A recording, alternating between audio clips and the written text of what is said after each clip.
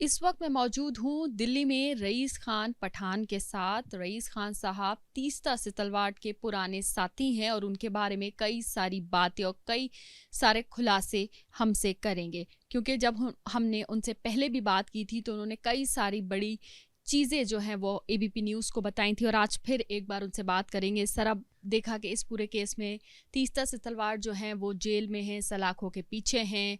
2002 दंगों में जिस तरह से फंडिंग इकट्ठी की गई थी, दंगों में जो आरोपी थे या कह सकते हैं जो दंगा पीड़ित थे, आरोपी जो थे उनको सज़ा दिलवाने के लिए और जो पीड़ित थे उनकी मदद करने के लिए जो फंडिंग थी, उसमें एक बहुत बड़ा फर्जीवाड़ा जो है तीस्ता से तलवार की तरफ से देखा गया। आप उनके पुराने साथी थे, किस तरह से इस पूरे मामले को आप देख रहे हैं? देखिए, जहाँ तक मेरा ताल्लुक़ है तीस्ता से तलवार को मैं बहुत ईमानदार समझता था और मैंने उनको 2002 में भी काफ़ी मदद की थी, जो उन्होंने ईमानदारी के साथ वहाँ काम किया। लेकिन 2002 में हमने वही समझ के उनकी दोबारा मदद कर ली और हमने उनको गुजरात में जो दंगा पीड़ित लोग थे उनसे मिलवाया, कैंपों में ले गए और अलग-अलग जगहों पर दंगे गुजरात की कई जगहों पर हुए। उसमें ख़ास तौर पर चर्चा पे रहा नरोड़ा पाटिया और गुलबर्ग सोसाइटी, बेस्ट बेकरी। तो हमने इस तीनों में और इसके अलावा और भी जो दंगा पीड़ित लोग थे उनको मिलाने में इनकी पूरी मदद करी। सर, मैं ये समझना चाहती हूँ कि शुरुआत कब से हुई, कब से आप तीस्ता को जानते थे, किस तरह से आप लोगों की मुलाकात हुई और किस तरह से ये डिसाइड किया गया कि अब जो 2002 गुजरात दंगा पीड़ित हैं उनके लिए काम करना है? देखिए, सबसे बड़ी बात ये है कि हम 2002 में हम बम्बई रहा करते थे। जब हमारी उनसे तीस्ता से मुलाकात हुई, मैं भी सांता क्रूज़ में रहता था, वो भी सांता क्रूज़ में रहती थीं। हमारी काफ़ी मुलाकात रही। वो इंडियन एक्सप्रेस में एज़ ए रिपोर्टर काम करा करती थीं और उसके बाद में वहाँ उन्होंने रिज़ाइन करके एक उन्होंने एनजीओ बनाया था कॉम्बैट न्याय मंच के नाम से। और उस एनजीओ के में जब 1992 में 92 के अंदर जो राम जन्मभूमि और बाबरी मस्जिद के नाम पर जो दंगे हुए थे, उस दंगे में उन्होंने दंगा पीड़ित लोगों की मदद करने के लिए बेड़ा उठाया और वो उस कॉम्बैट न्याय मंच के तहत उन्होंने काम किया और दंगा पीड़ितों के बीच में हम लोग गए। उनकी आर्थिक जो भी मदद होती, जो बाहर से आया करती थी, वो उन तक पहुंचाई भी ईमानदारी के साथ में। और फिर उसके बाद में उनको लीगली इंसाफ दिलाने के लिए उनकी काफ़ी मदद करी और फिर जो श्री कृष्णा कमीशन जो बैठा था उसमें भी काफ़ी मदद करी। वहाँ तक तो मैंने उनको ईमानदार पाया और यही समझ के मैंने 2002 में जब गुजरात के अंदर दंगे हुए तो मैंने उनकी पूरी तरह से मदद करी। लेकिन आहिस्ता आहिस्ता मुझे ये मालूम हुआ कि वो जो फंड आते हैं जो विक्टिमों तक नहीं पहुंचते हैं। दूसरी बात यह है कि उन्होंने जिस तरह के एफिडेविट बनाए हुए थे और जिस तरह से उनके वीडियो बनाए हुए थे, उसके बारे में उनको जो विक्टिम थे पता नहीं चल रहा था कि उनके वीडियो क्यों बनाए जा रहे हैं और उनके एफिडेविट में क्या लिखा हुआ है। सर, एक सवाल यहाँ पर ये है कि दंगा पीड़ितों की मदद के लिए एनजीओ बनते गए, कई सारे लोग साथ में जुड़ते गए। फंडिंग किस तरह से आती थी, कहाँ कहाँ से फंडिंग आई और किस तरह से उनकी मदद की गई, नहीं की गई, क्या हुआ सर? फंडिंग कहाँ से आती? देखिए, ऐसा होता है कि अंधे को क्या चाहिए, दो आंखें। उस वक्त इस तरह की बात थी कि दंगा पीड़ित जो थे वो बहुत डरे हुए और सहमे हुए थे और उनको डर था और कैंपों की में रहा करते थे और उनको तो उनके घर भी छीन गए थे, जला भी दिए गए। तो उनके अपने लोगों को मारा भी गया था, जो काफ़ी किसी के घर के 10 लोग मारे गए थे, किसी के घर के 6 लोग मारे गए थे, किसी के 2 4 6, ऐसा हर घर के अंदर हादसा हुआ वहाँ पर। और वो कैंपों में एक ज़िंदगी गुजार रहे थे। तो उनको एक ये कहा गया कि हम आपको इंसाफ भी दिलाएंगे, आपको आपके घर भी हम वापस दिलाएंगे और आपको जो है जो भी नुकसान है वो हम आपके नुकसान पूरी कराएंगे, लेकिन उसके लिए आपको एफिडेविट करनी पड़ेगी। तो वो बेचारे खुशी से तैयार होकर और कि हमें चलो मदद मिलेगी, कल हम किसी घर में चले जाएंगे। लेकिन जो मर गए हैं वो तो वापस नहीं आ सकते हैं, लेकिन उनको बड़ी आस इन एनजीओ से हुई, जो उनकी मीठी बातों में हम भी आ गए थे। वो लोग तो बेचारे ना समझते और उस वक्त डरे हुए सहमे हुए थे। तो उनको ऐसा लगता था उनको मदद मिलेगी, उनके नाम पर मदद भी बहुत आई जो उन तक नहीं पहुंची।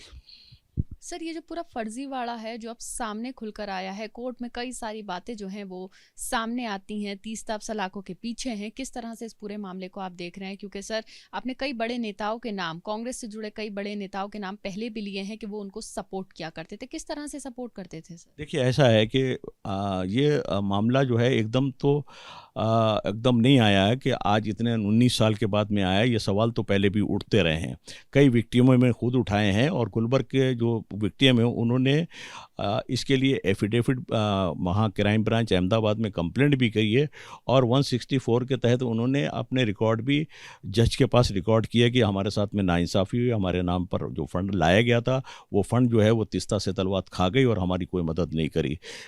ये सारे मामले जो हैं वो इस तरह से हैं कि उन्होंने उनके वीडियो बनाए, उनकी जले हुए घर दिखाए और उनको कैंपों में दिखाया और इस तरह के दिखा के उन्होंने नेट पे डाले, इंटरनेट पे लोगों ने देखे और देखने के बाद में विदेश से भी उनको मदद आई, यहाँ से नेशनल भी मदद आई, पैसा आया, लेकिन विक्टिमों तक नहीं पहुँचा। ख़ास तौर पर मैं अगर बात करूँ गुलबर्ग सोसाइटी की, तो गुलबर्ग सोसाइटी के जो विक्टिम थे उसमें उन्होंने सबसे आगे ज़किया जाफ़री को रखा, उनके नाम पर फ़ंड लिया। बेस्ट बेकरी में उसको ज़हीरा शेख को आगे रखा उन्होंने, उसके नाम पर फ़ंड लिया। इस तरह से नरोडा नरोडा गांव के अंदर नन्नू मियाँ को और मदीना बीवी को लिया। इस तरह से उन्होंने नरोडा पाटिया के विक्टिमों को मतलब उनको सामने रख के उनको वीडियो बना के उनको विक्टिम बना के उसके नाम पर फंड लिए उन्होंने। लेकिन आहिस्ता आहिस्ता जब ये बातें देर होती चली गई और वो किराए के मकानों में रहे और बहुत सारे एनजीओ आए, उन्होंने उनको मकान बना के भी दे दिए गए। तीस्ता से तलवार ने उनके लिए कुछ नहीं किया और बहुत मायूस होकर उन्होंने जो है वो या तो खामोश हो गए या कुछ लोगों ने शिकायतें भी की हैं, लेकिन शिकायतें पुलिस तक पहुंची भी हैं, लेकिन पुलिस ने उसके ऊपर कोई कार्रवाई नहीं की। कौन कौन बड़े नाम थे, कौन कौन बड़े चेहरे थे, कौन कौन बड़े मंत्री थे जो सपोर्ट करते थे तीस्ता को इन सब कामों में? देखिए, सबसे बड़ी बात तो यह है कि पूरी तरह से खुल के उनकी मदद जो कर रही थी वो कांग्रेस पार्टी कर रही थी और लेफ्ट में जो थे वो जो बंगाल के अंदर बैठे हुए लोग थे वो करते थे। और कई विक्टिमों को जैसे कुतुबुद्दीन अंसारी को ये बंगाल ले गई थी, उसके नाम पर इन्होंने बहुत सारे फंड जमा करे और यहाँ गुलबर्ग के नाम पर इन्होंने, तो कई बार ऐसा हुआ कि ये यहाँ पर दिल्ली विक्टिमों को लेकर आई हैं, बसें भर भर के मैं लेकर आए उनके साथ में और यहाँ पर उन्होंने सोनिया गांधी के पास ले गई, उनको अहमद पटेल से मिलाया और यहाँ पर जो होम मिनिस्टर हुआ करते थे एक पाटिल, उनका नाम पूरी तरह से याद नहीं, उनके पास भी ले गए, उनके साथ में फ़ोटो भी खिंचाए उनके। और सोनिया गांधी ने मैं ये कहा था उस वक्त मेरी मौजूदगी में कि विक्टिमों से कि आप तीस्ता के साथ रहिए, तीस्ता के सपोर्ट करिए, आप हर तरह से हम आपकी मदद करेंगे। अहमद पटेल ने भी ये करा। हमें कई जगहों से अहमद पटेल के थ्रू बहुत सारी जगहों से फंड पैसा दिलवाया गया, जो पैसा तीस्ता से तलवार तक पहुंचाया गया ओपनली वहाँ के कांग्रेस के बड़े लीडरों ने, जिसमें शैलेश परमार हैं, जैसे कि क्या नाम है हिम्मत पटेल हैं और भी लोग हैं, नाम अभी याद नहीं क्योंकि बहुत ज़माना हो गया। गुजरात से जुड़े कौन कौन लोग थे, कौन कौन मंत्री थे, कौन कौन बड़े चेहरे थे गुजरात में जो वहाँ से उनकी मदद करते थे, गुजरात में रह के सपोर्ट करते थे? ये गुजरात में तो ये कांग्रेस के जितने भी पद अधिकारी थे ओपनली मदद करा करते थे। वहाँ के जो आईपीएस थे, आरबी श्री कुमार साहब थे, जैसे कि संजीव भट्ट थे, एक शर्मा साहब थे, ऐसे कई आईपीएस थे जो उनकी पूरी तरह से मदद करा करते थे। बल्कि ये हुआ करता था कि कई जगहों पर इन विक्टिमों को और मुसलमानों को बुला के उनको डराया जाता था कि तुम्हारे साथ में ऐसा होगा, तुम्हारे साथ में वो होगा और आज तुम बच गए हो, कल तुम्हारे साथ में और भी ज़्यादा होगा। तो इस तरह से बहुत ज़्यादा नुकसान उन लोगों। किससे डराया जाता था, क्या कुछ कहा जाता था, किस तरह से फ्रेम सेट किया जाता था? उनको ये कहा जाता था कि विश्व हिंदू परिषद के लोग जो हैं वो तुमको छोड़ेंगे नहीं और तुम जहाँ पर रहते हो छोटी जगहों पर, जहाँ पर तुम्हारी तादाद कम है, तुम बड़े शहरों के अंदर आ जाओ, जहाँ पर मुसलमानों की तादाद ज़्यादा है वहाँ तुम सेफ रहोगे और तुम जो है वो हमारी बात मानो। तो वो लोग बात माना करते थे और क्योंकि उनको ऐसा लगता था ये हमारे मसीहा हैं, उनको नहीं मालूम था कि ये जो है मौत के सौदागर हैं, ये उनको नहीं मालूम था कि लाशों का कफन बेचने वाले ये लोग हैं। आज तीस्ता के बारे में ये आप लोग कहते हैं, मीडिया के लोग हमेशा यही कहते आ रहे हैं, एक्टिविस्ट तीस्ता सेतलवाद, सामाजिक सेवक तीस्ता सेतलवाद। अगर वो सामाजिक सेवक होती तो आज ये बात नहीं होती और आज वो सलाखों के पीछे नहीं होते। एक तो कंप्लेंट के ऊपर, एक ही कंप्लेंट के ऊपर है, बाकी और बहुत सारी लोगों की कंप्लेंटें हैं। अगर उनकी कंप्लेंटें सामने आए तो पता नहीं कितने उनके ऊपर और जो आरोप हैं वो सत्य साबित होंगे और उनको उसका परिणाम भुगतना पड़ेगा। तो ये जो है पुलिस की कमज़ोरी रही है कि उसके खिलाफ लोगों ने, विक्टिमों ने और लोगों ने शिकायतें करी कि उनके नाम पर फ़ंड आ रहा है और ये फ़ंड खा रही है और उनको कुछ भी नहीं दे रही है। लास्ट टाइम पे हमारी उससे जो बात हुई थी और हमारा उसका 2008 में झगड़ा हुआ था, वो इस बात को लेके हुआ था कि गुलबर्ग सोसाइटी को वो म्यूज़ियम बनाना चाहती थी। तो म्यूज़ियम बनाने का क्या मकसद है? भाई एक देश के अंदर रहते हैं, आज अगर किसी झगड़ा हुआ या किसी तरह का फसाद हुआ और वो झगड़ा भी ख़त्म हो गया, फसाद भी ख़त्म हो गया, आज वो विक्टिम उन्हीं लोगों के साथ में उसी गाँव के अंदर जाते हैं, मिलते जुलते हैं।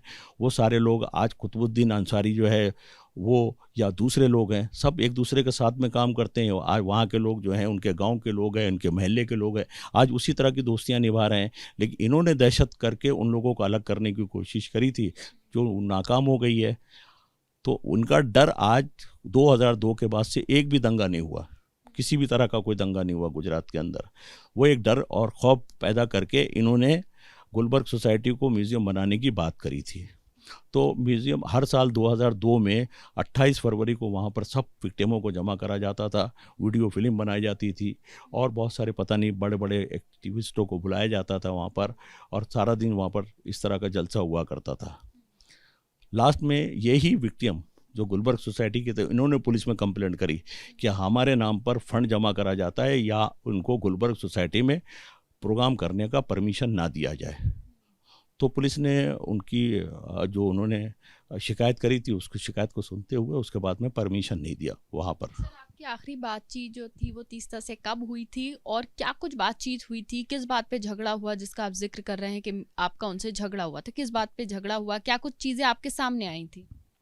मेरा झगड़ा इस बात पे हुआ था कि आपको जो फंड आ रहा है, आपको देश से फंड आ रहा है, विदेश से फंड आ रहा है, आपके पास इतने पैसे बहुत सारे आ रहे हैं, इतने पैसे फलाने आदमी ने दिए, इतने इतने पैसे दिए, इतने अमेरिका से आप पैसे लाए, इतने यूके से लाए, इतना सऊदी से आए, इतना दुबई से आया, तो आप इनको पैसा क्यों नहीं दे रही हैं? इनकी भी मदद करिए ना। आप 75% खुद के ऊपर खर्चा करिए, 25% तो उनको दीजिए। तो उनका ये साफ कहना था, आपको क्या मालूम, 50% तो वो लोग ले जाते हैं जो बीच में दलाली का काम करते हैं, 50% हमको मिलता है। अब 50% के अंदर हम जो इतना मेहनत करते हैं, इतना खर्चा करते हैं, तो हम अगर 50% भी ना लें और इनको अगर हम 25% दे दें तो हमारा और उनकी बराबरी हो जाएगी। हम नहीं चाहते हैं कि इनके पास इतने पैसे पहुँचें कि ये हमारी बराबरी करें। ये हम चाहते हैं कि हमेशा हमारे मोहताज रहें और हम इनको मोहताज ही रखना इस चाहते हैं। तरह की बातें खुद तीस्ता ने आपसे कही थी? तो मैंने इनसे उनका मेरा झगड़ा इस बात पे हुआ कि आप इसको म्यूज़ियम क्यों बनाना चाहती हैं। मैंने एक पार्टी ढूंढी थी, उसकी गुलबर्ग सोसाइटी को ख़रीदने के लिए वो पार्टी तैयार हो गई थी और सारे विक्टिमों की उस पार्टी के साथ मीटिंग कराई थी। सारे विक्टिम चाहते थे कि वो सोसाइटी जो है बिक जाए और वो लोग किराए के मकानों में या अपने रिश्तेदारों के मकानों में रहते थे, तो वहाँ ना रह के अपना मकान खुद का वो बिकने के बाद ख़रीद लें और अपने घरों में चले जाएँ, अपनी अपनी जैसी ज़िंदगी काटें। लेकिन ये नहीं चाहती थी और उन्होंने मुझसे झगड़ा करा कि आपने इनको उकसाया, आपने इनको हमारे ख़िलाफ़ किया और वो हम नहीं चाहते हैं कि ये लोग जो है वो हमसे दूर हों, हम जुड़े रहें और वो जुड़े इसी तरह से रहेंगे कि हम इनको यहाँ पर म्यूज़ियम बना के दें और इनको इकट्ठा यहाँ रखें और इनके दिलों पर डर बैठाएँ। तो इस बात को लेकर हमारा काफ़ी तकरार हुआ और झगड़ा हुआ और हम उनसे अलग हो गए 2008 में। सर, और कौन कौन आपके साथ साथी थे जो उस वक्त तीस्ता से बातचीत करके जिनके सामने सारी पिक्चर क्लियर हो गई थी और जो अलग हो गए थे? कौन कौन और लोग थे आपके साथ? नहीं, मेरे साथ तो मैं तीस्ता के साथ मैं अकेले ही जुड़ा हुआ था और उसके साथ में तीस्ता के साथ में उनके जो हस्बैंड हैं जावेद आनंद साहब जुड़े हुए थे, उसके अलावा जावेद अख्तर साहब जुड़े हुए थे, उसके अलावा और भी 2-4 लोग थे जो अब नहीं है, शायद 1-2 लोग मर भी गए उसके अंदर। तो वो और ख़ास तौर पर हम ये बात कहना चाहते हैं, इनके साथ में एक एडवोकेट सोहेल तिरमिज़ी नाम का था जो एफिडेविट बनाया करता था और अपने पास एफिडेविट रख लिया करता था। वो लोग कॉपी मांगते थे, उनको कॉपी भी नहीं देता था और उनको नहीं मालूम होता था कि एफिडेविट में क्या लिखा हुआ है। इसी तरह से एसआईटी के अंदर जब उन लोगों को बुलाया गया जो एफिडेविट दिए गए, वो उसके मैच नहीं करा। उन्होंने जो स्टेटमेंट दिया वो उससे मैच नहीं करता था जो एफिडेविट में लिखा हुआ था, इसलिए कि उनको पता ही नहीं था कि एफिडेविट में क्या लिखा हुआ। उन्होंने तो सच्चाई एसआईटी के सामने गई।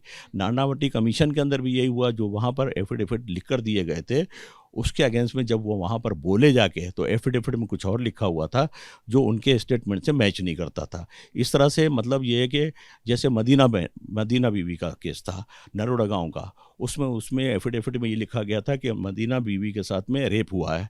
जब वो एसआईटी के अंदर गई और नानावटी कमीशन में गई तो उसने कहा नहीं, मेरे साथ तो ऐसा कुछ भी नहीं हुआ।